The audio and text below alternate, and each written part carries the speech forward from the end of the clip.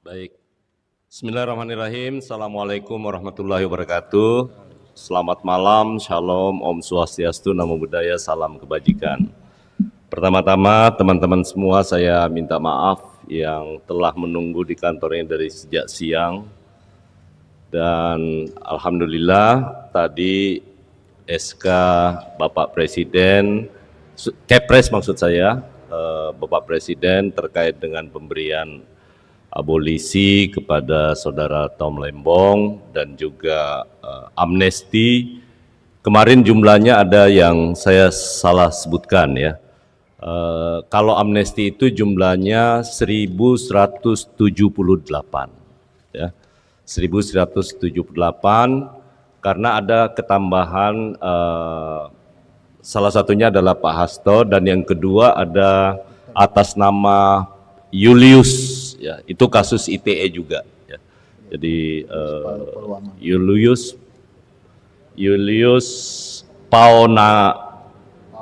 Paonganan, ya, Julius Paonganan. Itu kasus ITE juga. Jadi yang terkait dengan penghinaan kepada kepala negara.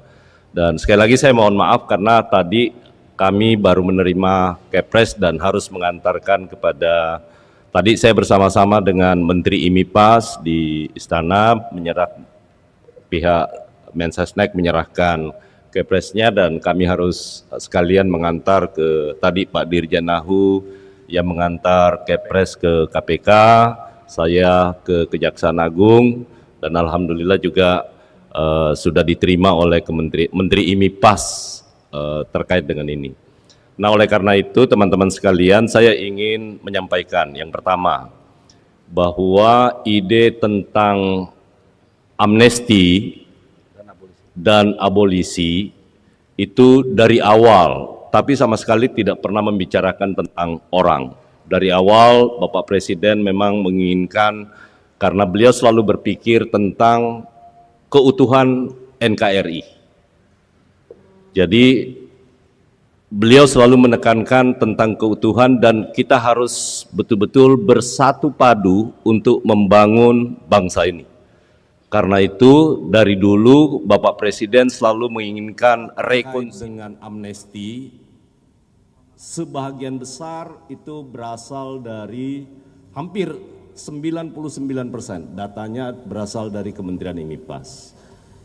Ada pengguna narkotika, kemudian ada makar bersenjata, tanpa senjata yang di Papua sebanyak 6 orang, kemudian ada orang dalam gangguan jiwa 78 orang, kemudian penderita paliatif 16 orang, kemudian ada yang disabilitas dari sisi intelektual 1 orang, kemudian usia yang lebih dari 70 tahun 55 orang, kemudian tadi yang saya sebutkan Dr. Julius Paonganan 1 orang dan Pak Hasto Kristianto.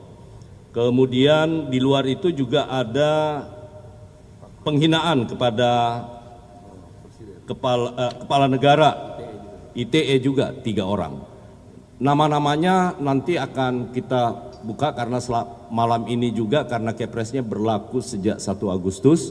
Dan alhamdulillah saya dapat laporan tadi Menteri IMIPAS sudah menjalankan yang memang harus ditindaklanjuti, tentu berkoordinasi dengan para eksekutor dari pelaksanaan pelepasan kalau masih dalam status tahanan.